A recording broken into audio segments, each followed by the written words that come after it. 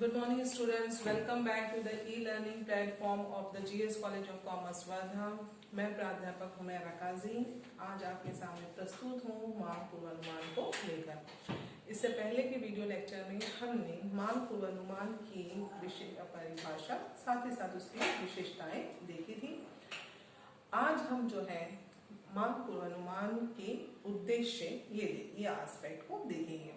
तो मांग पूर्वानुमान के जो उद्देश्य हैं वो मुख्यतः दो भागों में विभाजित हैं। एक है आपका अल्पकालीन उद्देश्य और दूसरा है दीर्घकालीन उद्देश्य।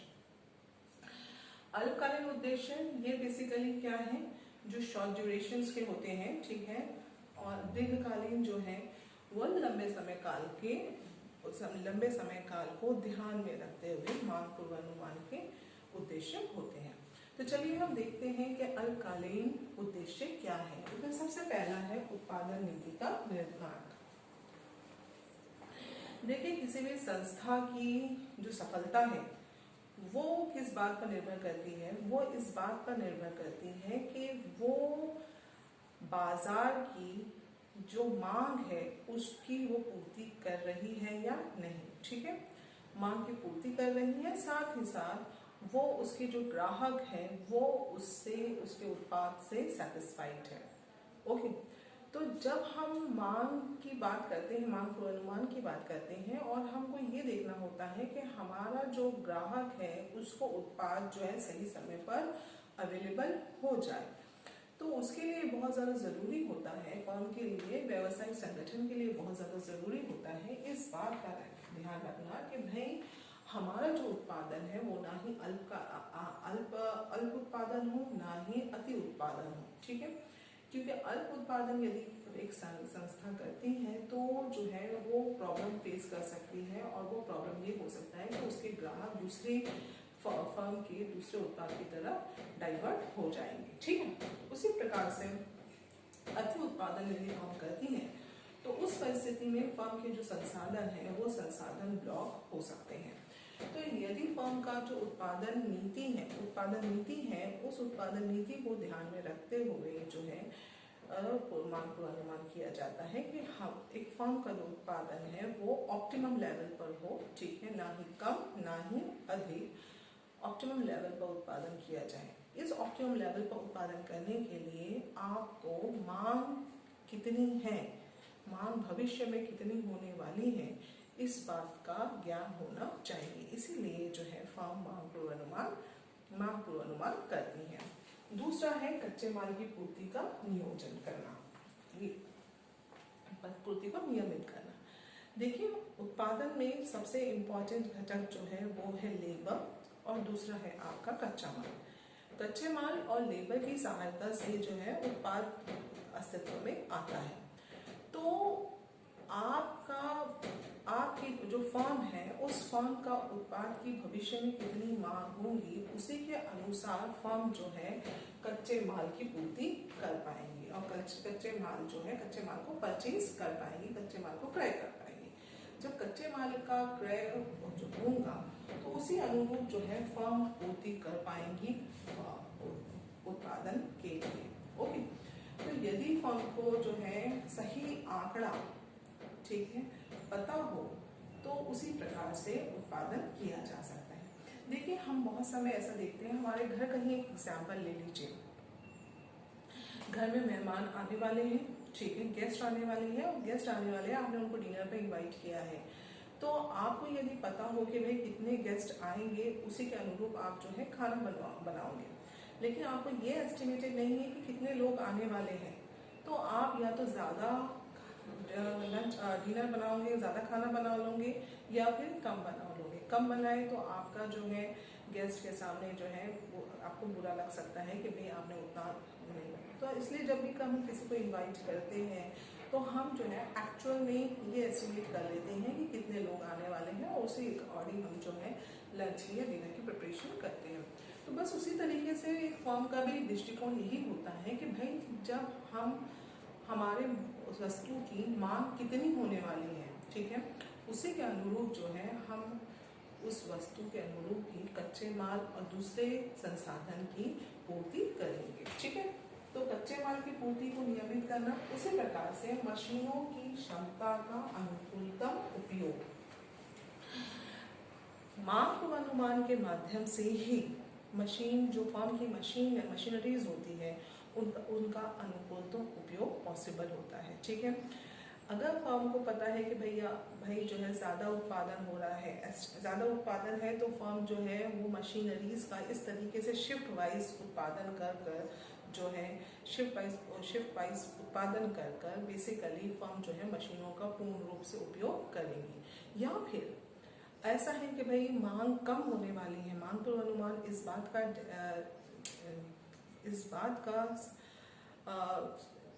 बात के वो देते हैं कि भाई मांग जो है कम होने वाली है, इस बात के संकेत देते हैं कि मांग कम होने वाली है। तो इस परिस्थिति में भी क्या है कि मशीन्स जो है कितने समय आइडल पड़ी रहेंगी, कितने समय बेकार पड़ी रहेंगी, इस बात को ध्यान में रखना होता है। ठीक है, तो मशीनों की क्षमता का अनुकूलतम उपयोग करने के दृष्टिकोण से भी जो है मांग पूर्वानुमान की आवश्यकता होती है। उसी प्रकार से उचित मूल्य नीति का निर्धारण, उचित मूल्य नीति का निर्धारण, फर्म जो है उत्पाद को मार्केट में बेच रही है, ठीक है, तो उस प्रकार से उसको मूल्य नीति भी निर्धारित करनी होगी। अगर उसकी मांग, उस वस्तु की मांग जो है अधिक है, ठीक है, या कम है, उसके अकॉर्डिंग ही फर्म जो है उस वस्तु के मूल्य को निर्धारित करेगी। देखते बहुत समय ऐसा होता है, हमने देखा होगा और आप लोगों ने ये चीज़ को बहुत समय ऑब्जर्व किया होगा कि भाई किसी फर्म की उत्पाद जो है मार्केट में नया लॉन्च किया है, तो आपने देखा होगा उसके साथ जो है फ्री सैंपल्स दिए जाते हैं। ठीक है, तो बेसिकली इससे क्या है, मांग को उत्पन्न कर रहे हैं। उसी प्रकार से यदि फर्म को ऐसा लगता है कि भैया उसके उत्पाद की मांग क्या हो रही है, कम हो रही है, तो ऐसी परिस्थिति में फिर फर्म क्या करेंगी, ऐसी परिस्थिति में फर्म जो है डिस्काउंटेड रेट पर उसी वस्तु को बाजार में बेचेंगी। ठीक है, ताकि ग्राहक उसको खरीदे। और फर्म को ऐसा लग रहा है कि भाई मार्केट में उसकी मांग, वस्तु की मांग क्या है, कम है, तो फर्म जो है उसी अकॉर्डिंग एडवर्टीजमेंट्स की जो एडवर्टीजमेंट्स है, उसकी जो क्वांटिटी है, उसको क्या कर देंगी, बढ़ा देंगी। ओके, तो जब हम बात करते हैं उचित मूल्य नीति का, तो ये उचित मूल्य नीति जो है किस बात पर निर्भर करती है, कि इसी बात पर निर्भर करती है कि फर्म के उत्पाद की भविष्य में मांग कितनी है। अगर ज़्यादा है तो फर्म उसी अकॉर्डिंग जो है मूल्य निर्धारित करेंगे।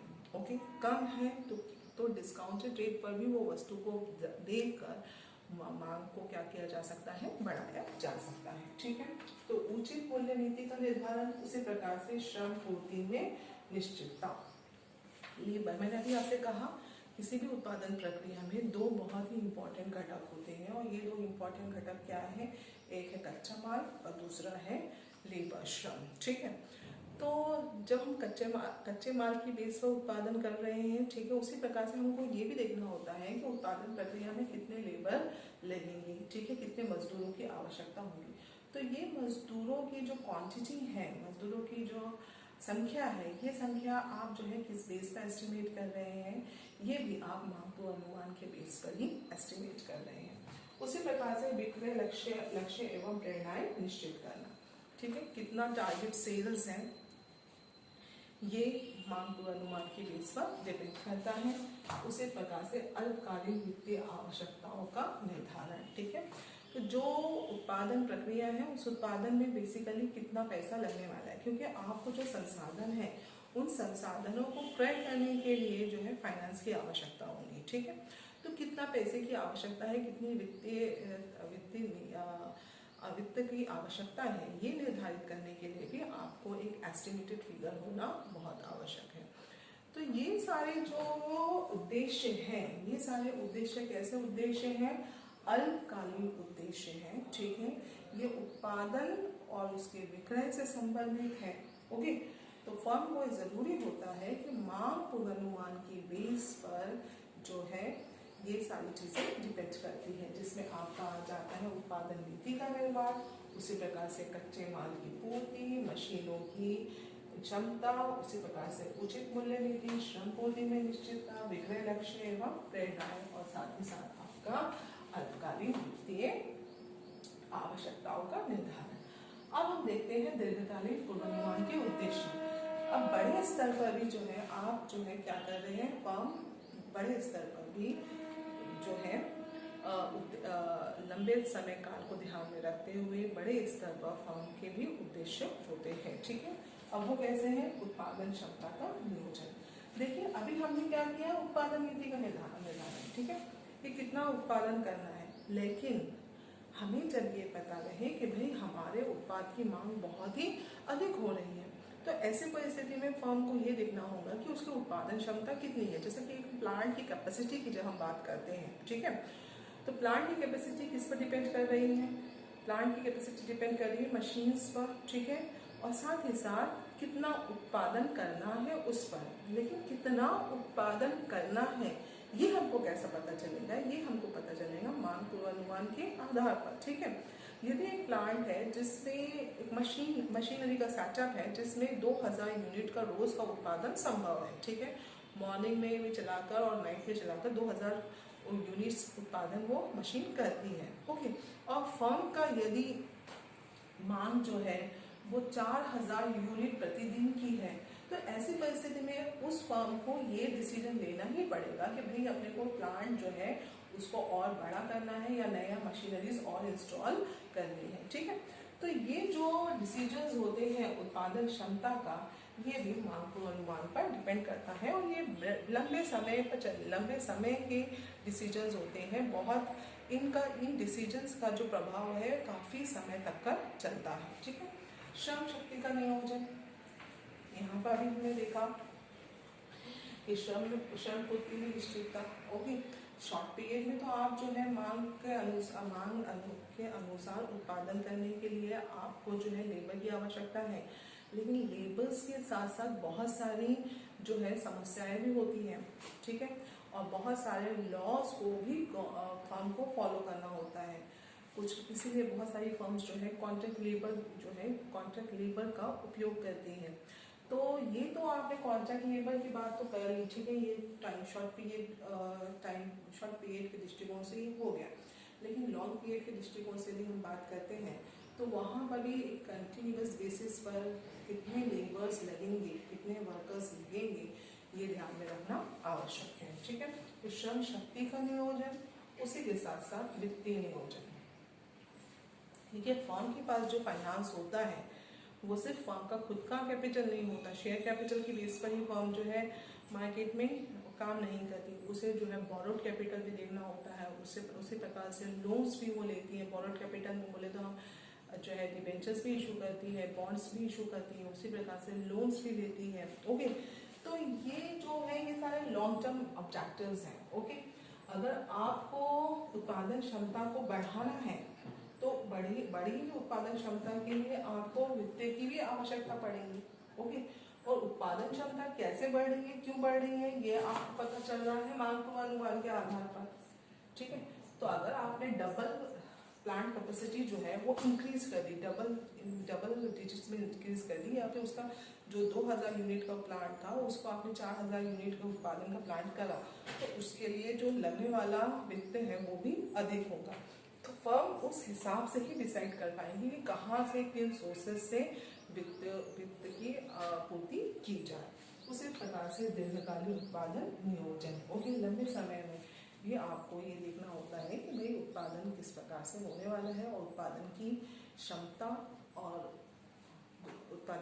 को ध्यान में रखते हुए, दूसरे संसाधनों को ध्यान में रखते हुए फर्म जो है दीर्घकालीन स्तर पर उत्पादन नियोजन करती है।